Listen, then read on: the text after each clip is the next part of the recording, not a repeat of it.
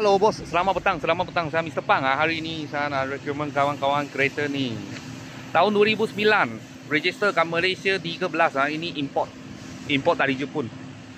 Okay, Toyota Wish 1.8 auto. Harga jual 33,800. Cash lah, cash body. Kalau nak masuk loan pun boleh, kredit lah. Boleh masuk kredit 4 tahun aja. Bulanan agak-agak 1,000 1,000 lebih lah.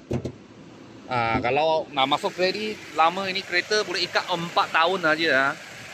Kalau nak bulanan rendah, boleh letak deposit. Dari Jepun, semua Jepun punya tulisan. Gam original, gam original. Punya skru tak pernah buka punya. Toyota punya logo. Okey, tepi dia cat ori lagi ya. Kita tak ada spray. Tayar dia tahun 2024 Goodyear punya tayar. Kat sini. Empat sama tadi saya tengok, sebab dia bunga macam lain. Dia bunga macam ni. Sebab tadi saya tengok dia apa tayar. Empat sama. Beli tak payah tukar tayar, terus pakai. Dah lah macam ni. Dia tak ada leather lah. Dia pakai fiber. Tapi tak ada koyak, tak ada apa lah. Tepi pun gemas juga. Dia punya steering macam Toyota lah. Macam Toyota Hilux punya. Kecil macam ni. Sekarang baru punya Hilux macam ni. Android player memang ada. Android player, GPS atas, reverse camera belakang.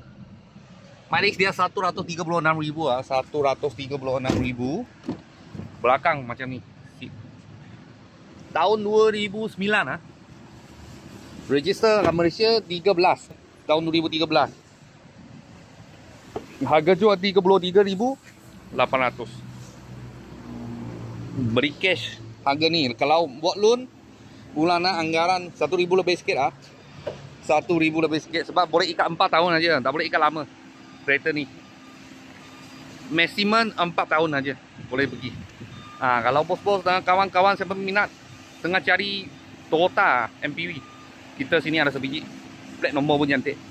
Kalau ada apa murah-murah kereta, saya akan buat video lagi. Thank you bos. Terima kasih.